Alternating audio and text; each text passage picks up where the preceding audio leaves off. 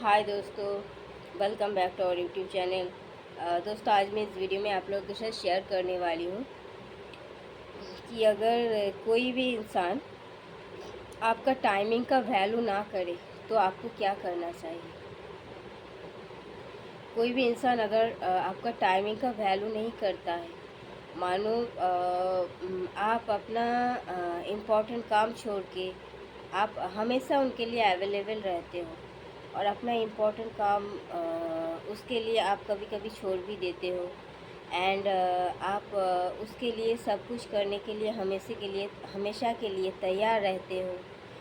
आप कभी भी वो अगर कॉल करते हैं, कभी भी आपको अगर बुलाते हैं, कोई भी डेंजर जोन में अगर रहता है, आपका हेल्प मांगता है, तो फिर आप हमेशा उनके लिए तैयार रहते हो, रेडी रहते हो।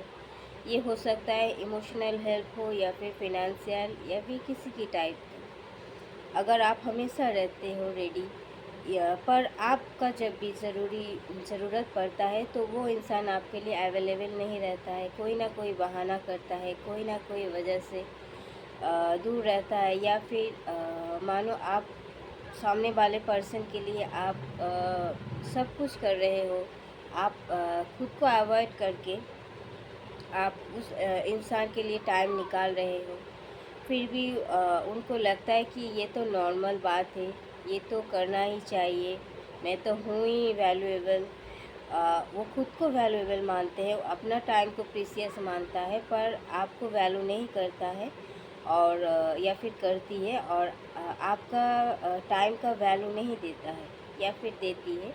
तो फिर आपको क्या करना चाहिए, उस इंसान के उस टाइप के इंसान से आपको दूरी बनाना ज़रूरी है, क्योंकि वो हमेशा लेते ही रहेंगे। वो आपका कभी भी कद्र नहीं करेंगे। कद्र क्यों नहीं करेंगे? क्योंकि आप खुद का कद्र खुद नहीं कर रहे हैं, आप खुद को वैल्यू नहीं दे रहे हैं, आप खुद से ज़्यादा उस सामने वाले इंसान को प्रायोरिटी दे रहे हैं। तो आप उनका माइंडसेट ऐसे बना दिए हो कि मैं ज़्यादा इम्पोर्टेंट नहीं हूँ, आप ज़्यादा इम्पोर्टेंट हो मेरे से, इसीलिए वो भी वैसे रिएक्ट कर रहा है। हम लोग एक दूसरे से एनर्जेटिकली कनेक्टेड रहते हैं हमेशा।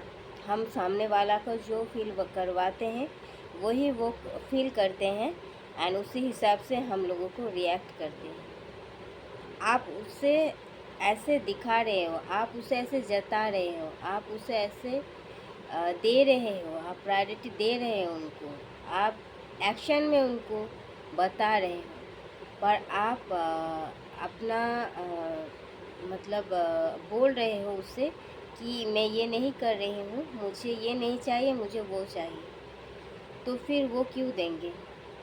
आपको एक्शन से इसे जताना है कि अगर तुम इम्पोर्टेंट हो तो फिर मैं भी इम्पोर्टेंट हूँ।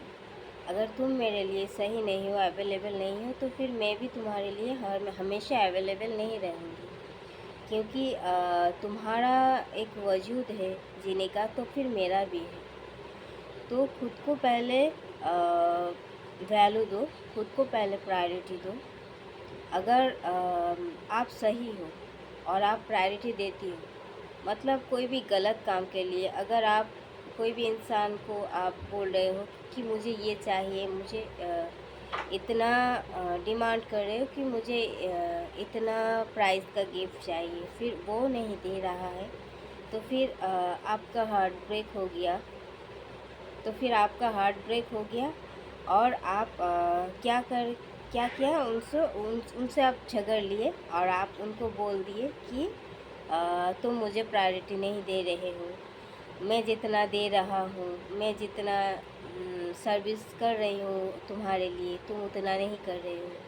तो ये अगर उनका औकात से बाहर हो गया, तो फिर वो भी इंसान मजबूर हो जाएगा। इससे क्या होता है, हमारे रिलेशनशिप टूट जाता है। कोई भी रिश्ता में हो सकता है, सिबलिंग्स भी हो सकता है, लव्ड वंस, पेरेंट्स, कोई भी हो सकता है, फ्रेंड्स, फैमिली, कोई भी। तो ऐसा नहीं करना है, आपको लॉयल रहना है। पहले आपको सही रहना है, उसके बाद आप जस्टिस मांग सकते हैं उससे। आपको पहले ये समझना है कि वो इंसान सही में उतना एफोर्ड कर पाएंगे या नहीं।